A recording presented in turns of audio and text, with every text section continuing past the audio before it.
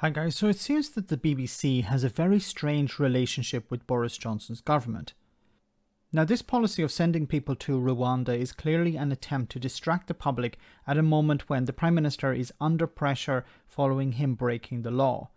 Nothing better than a bit of sleight of hand and at the same time throw some red meat to the racists and bigots.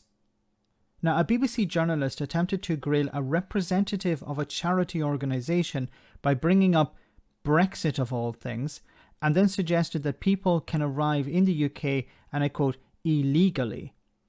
This was slapped down perfectly by Zoe Gardner from the Joint Council for the Welfare of Immigrants. Have a listen. The people of this country have shown time and again that we are warm and we are welcoming and we want to help refugees fleeing persecution. We've shown that with Ukraine. We also saw an incredibly generous and open-hearted response to the crisis in Afghanistan. The government is completely out of step with the public here. We simply cannot support sending vulnerable refugees who may be victims of torture, who may have survived atrocities and war, and packing them off halfway around the world to a poor country. It is despicable. Is the government out of step with all of the public, though? Because, you know, clearly people who support the government have listened to what it said about taking back control of borders.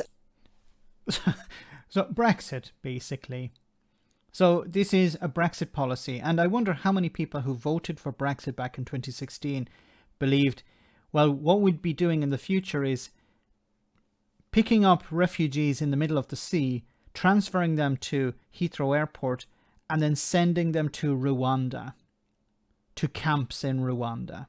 Is that what people voted for back in 2016 when they talked about taking back control? Well, I know some people probably thought this was even better than what they were expecting back in 2016.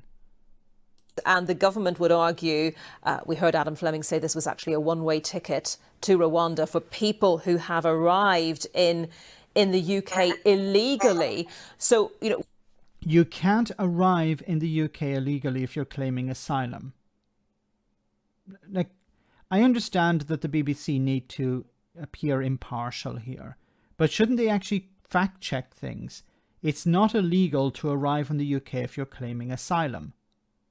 You arrive, you make your claim, and I have to keep repeating this, but you make your claim and your claim is processed and it's either accepted or rejected, but how you arrived should not be part of the decision-making process. That's part of the UN conventions. Now, the UK is still a member of those UN conventions for now. The Tories are probably working on how to get rid of all of that. But it's not illegal to arrive in the UK. Okay? Now, people would prefer to arrive by plane, by train. It'd be much cheaper, much easier, much safer as well. But you can't, because if you do, those providers, those airlines or ferry companies will receive fines. So they make sure there's a screening process to make sure that refugees don't use those as ways to get to the UK, for example. So how else can people arrive? Well, they can go to a centre in a country like France and try to claim asylum, but it's not possible. It's possible at the moment for refugees from Ukraine, but if you're from Syria, from a country in North Africa, no, you don't have this possibility.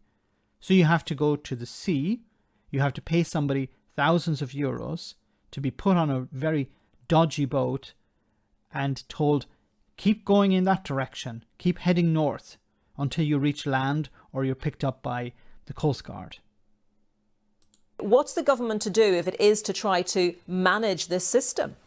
But what does a one-way ticket mean? Why are you asking a charity organisation what the government should do? The government should know what to do. It's not up to charities to give advice to the government. Obviously, yeah, you think they're doing the wrong thing, yes, but it's not up to the charity to provide advice to the government, unless the government wants to hear advice from charities, but that's not the case here. to somebody who has already made a journey through hell, you know, experiencing the enormous risk of death, enormous risk of trafficking, abuse, slavery, to finally make it to safety in the UK, where they believe that this is the best place for them, perhaps because they have family or language connections, or they've worked with our military as interpreters. What does it mean, a one-way ticket? All this is funneling a huge amount of taxpayer money into new smuggling routes to bring people back out of Rwanda. This is absolutely not going to work. The way that you stop people getting on those dangerous boats, as all of us want to do, is you offer people safe alternative ways to travel. This will not make refugees disappear. This is another desperate and cruel attempt by this government to distract from its own political difficulties by blaming foreigners for our problems. It is not going to work, and it is really, truly shameful that we would even consider it. Wow, this lady is fantastic, and she says everything perfectly. Blaming refugees, blaming foreigners for the problems that Britons are facing at the moment. The distraction, or there's a problem for Boris Johnson and the government. Blame refugees, blame immigrants, blame foreigners. We need to keep the racists happy, so we're sending these people off to Rwanda, and then people will try to come. Find other routes to get in. Okay, if we can't, if we don't arrive in this through the crossing the channel, we'll find some other way. If people want to arrive in the UK, as we have seen, people are willing to pay thousands of euros to get to the UK. Why? Because they have family there. Because they speak the language, for example. Because they have networks. They don't want to stay in France or in other European countries.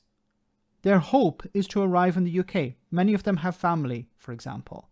So they don't want to stay in a situation where they can't be with their family.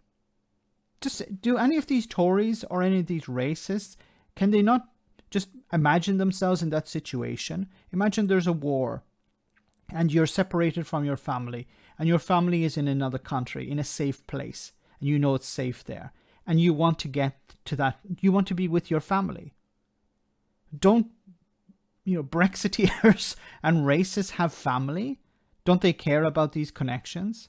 Or is it because these people have a different skin color, then, well, we can't connect to them, we can't understand what they're going through?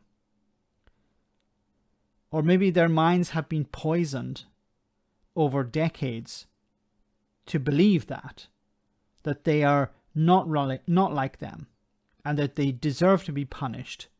And what Priti Patel is doing at the moment needs to be applauded, not criticized.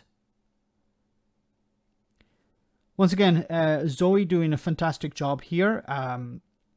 And it's, as I said at the beginning of this video, it's a bit disappointing how the BBC are dealing with this particular issue. Let me know in the comment section, guys, what you think. As always, your comments are greatly appreciated. Thanks a lot.